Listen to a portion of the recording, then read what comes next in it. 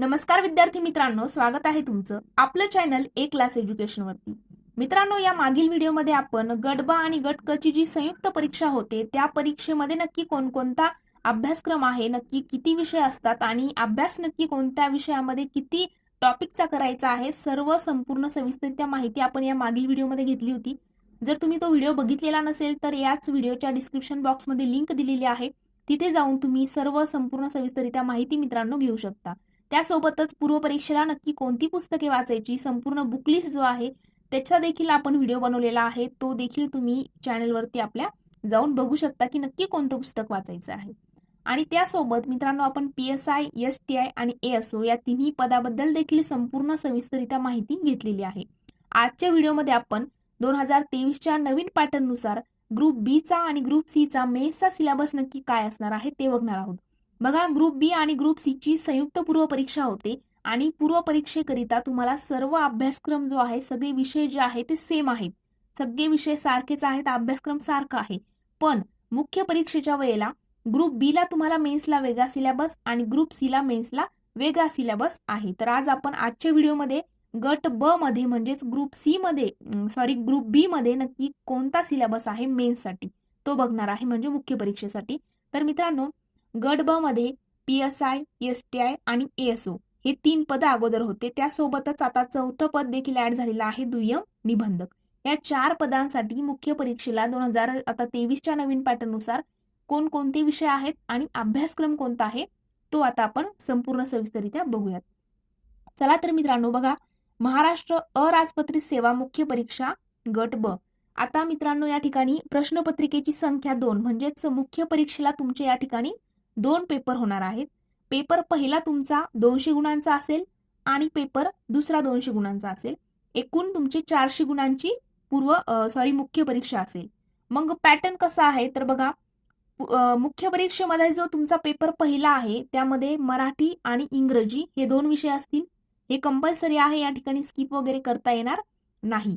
मराठीला तुम्हाला या ठिकाणी 50 प्रश्न विचारले जातील आणि 100 गुण असतील।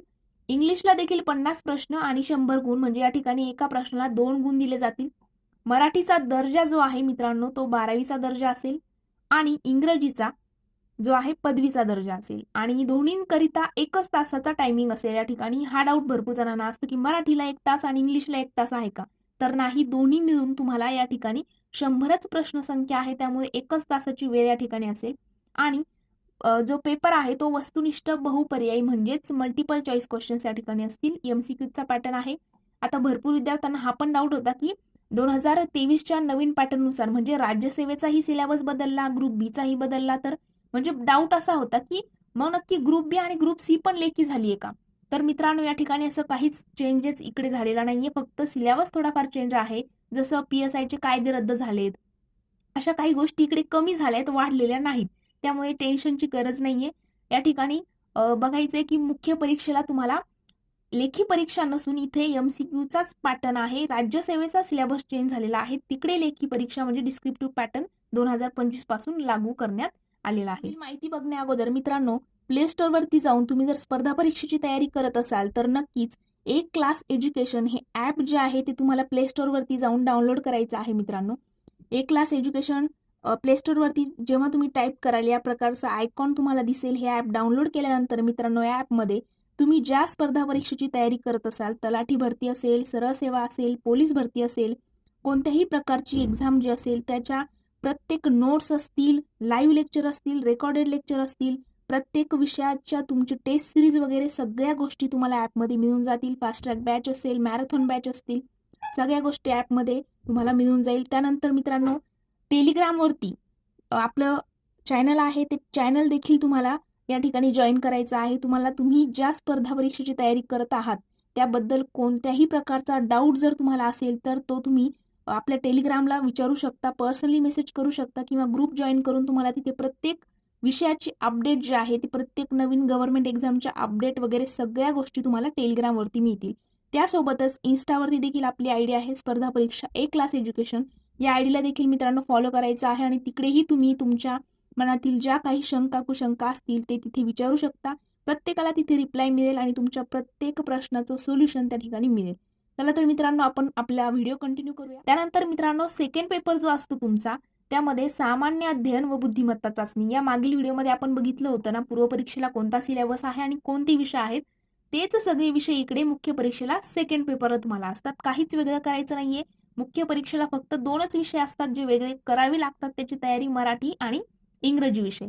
मग बघा सामान्य अध्ययन आणि बुद्धिमत्ता चाचणी जी आहे त्याचे देखील तुम्हाला या ठिकाणी 100 प्रश्न विचारले जातात आणि 200 गुण असतात.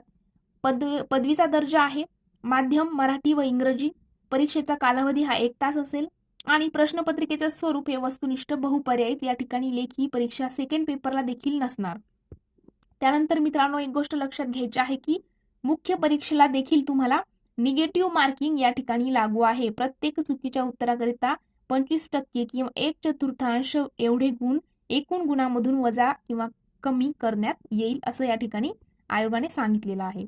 मग आता अभ्यासक्रम आपण बघूया. तर बघा जो तुमचा पहिला पेपर आहे, पहिल्या पेपरमध्ये तुम्हाला मराठी या विषयाकरिता सर्वसामान्य शब्दसंग्रह, वाक्यरचना, व्याकरण, म्हणी व वाक्यप्रचार यांचा अर्थ आणि उपयोग तसेच उतारावरील प्रश्नांची उत्तरे.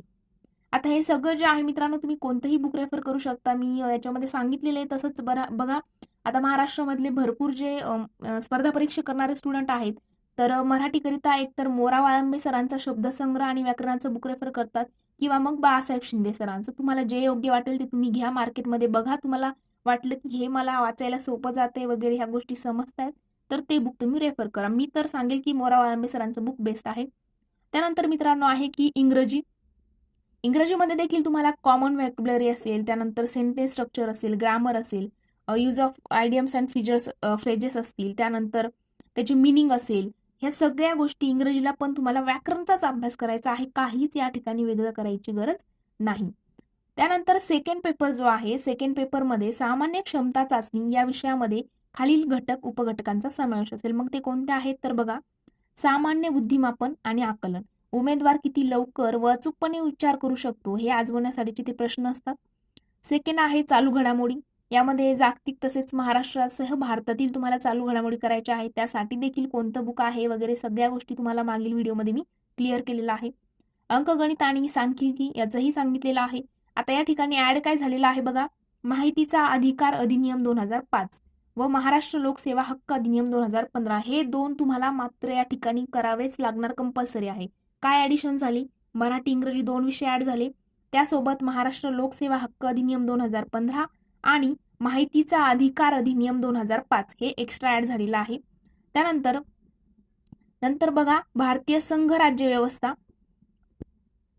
भारतीय राज्यघटना, स्थानिक स्वराज्य संस्था, कार्यकारी मंडळ, न्यायमंडळ व विधिमंडळ इत्यादी. आता मग त्याच्यामध्ये काय वाचायचंय तर बघा राज्यघटनामध्ये घटना कशी तयार झाली आणि घटनेच्या प्रस्तावने मागची भूमिका आणि तत्वे काय आहेत, घटनेची महत्वाची कलमं असतील, ठळक वैशिष्ट्ये असतील, केंद्र आणि राज्य यांचा संबंध असेल, निधर्मी राज्य, मूलभूत हक्क आणि कर्तव्य असेल, राज्याच्या धोरणाची मार्गदर्शक तत्वे, शिक्षण, युनिफॉर्म सिव्हिल कोड, स्वतंत्र न्यायपालिका, राज्यपाल, मुख्यमंत्री, त्याचं मंत्रिमंडळ, त्यांची कर्तव्य काय आहेत, अधिकार, त्यांची कार्य काय आहेत, राज्य विधिमंडळासोबत विधानसभा, विधान परिषद, त्यांचे सदस्य, त्यांच्या सदस्यांचे अधिकार असतील, त्यांचे कार्य आणि कर्तव्य काय काय आहेत आणि विधी समित्या इत्यादींचा अभ्यास तुम्हाला मुख्य परीक्षेला राज्यघटनेचा करायचा आहे. बघा मित्रांनो हा अभ्यासक्रम जो आहे ना तुमचा 90% प्री मध्येच कव्हर झालेला असतो. तोच इकडे थोडासा डिटेलमध्ये विचारला जातो, एवढाच फरक आहे.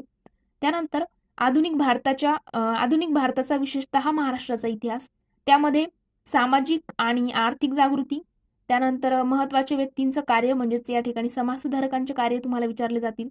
स्वातंत्र्यपूर्व भारतातील सामाजिक जागृतीतील वर्तमानपत्रे, त्यानंतर शिक्षणाचा परिणाम नक्की काय झालाय, स्वातंत्र्यपूर्व काळातील इतर समकालीन काही चळवळी वगैरे असतील, राष्ट्रीय चळवळी असतील, त्याचा अभ्यास तुम्हाला इतिहासामध्ये करायचा आहे.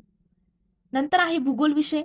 तर भारताचा आणि महाराष्ट्राचा भूगोल, महाराष्ट्राचा आणि भारताचा प्राकृतिक भूगोल असेल, मुख्य प्राकृतिक विभाग असतील, त्यासोबत हवामानशास्त्र आहे, पर्जन्यमान आणि तापमान आहे, पर्जन्यातील विभागवार बदल असतील, त्यानंतर नद्या असतील, पर्वत पठारे वगैरे आहेत, त्यानंतर विविध भूरूपे, राजकीय विभाग कोणकोणते आहेत, प्रशासकीय विभाग कोणते आहेत, नैसर्गिक संपत्ती, वने, खनिजे याच्यावरती तुम्हाला जोड्याला-आवर्ती वगैरे भरपूर प्रश्न येतात. जर तुम्ही PYQ अनालिसिस केलं असेल तर तुम्हाला कळेल.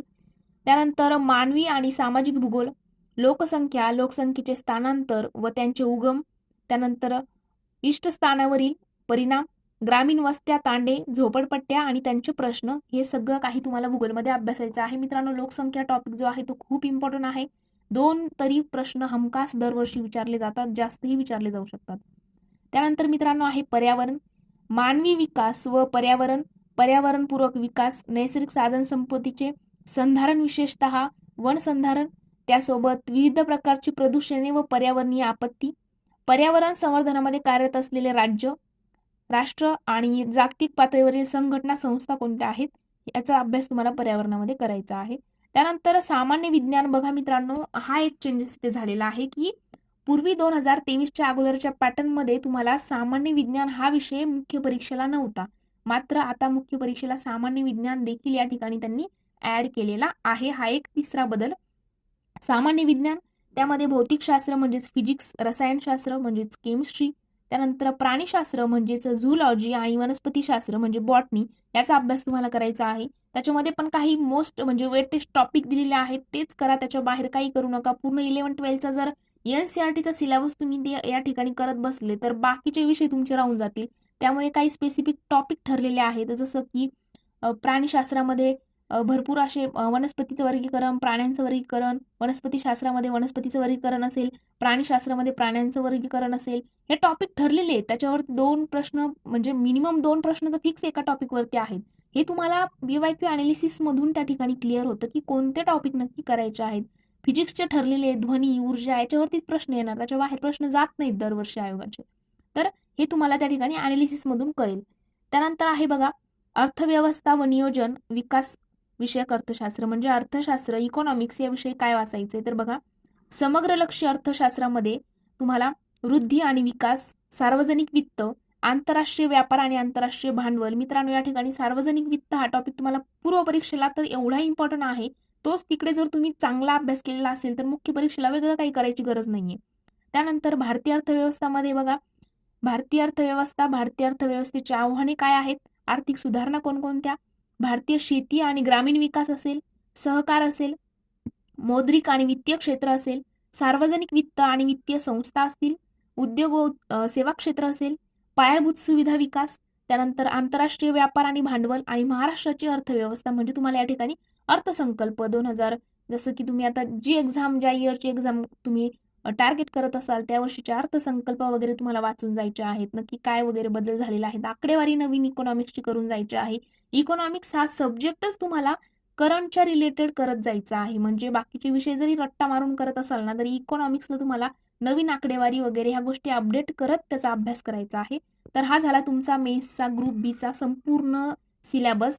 यामध्ये जरी तुम्हाला काही आणखी डाऊट असतील ना मित्रांनो, तर याच व्हिडिओच्या कमेंट सेक्शनमध्ये तुम्ही विचारू शकता किंवा आपल्या चॅनलच्या अबाउट सेक्शनमध्ये इंस्टाग्राम अकाउंटची लिंक आहे, टेलिग्रामच्या आपल्या चॅनलची लिंक आहे, तिथेही तुम्ही पर्सनली तुमचे प्रश्न, तुमचे जे काही शंका कुशंका तुमच्या मनात असतील ते तुम्ही तिकडे विचारू शकता. तुमच्या प्रत्येक प्रश्नाचं उत्तर त्या ठिकाणी तुम्हाला मिळेल. त्यामुळे मित्रांनो, आजचा व्हिडिओ आपण इथेच थांबूया. जर व्हिडिओ आवडला असेल तर व्हिडिओला नक्कीच लाईक, कमेंट आणि तुमच्या मित्रांसोबत देखील शेअर करायला विसरू नका. Thank you so much.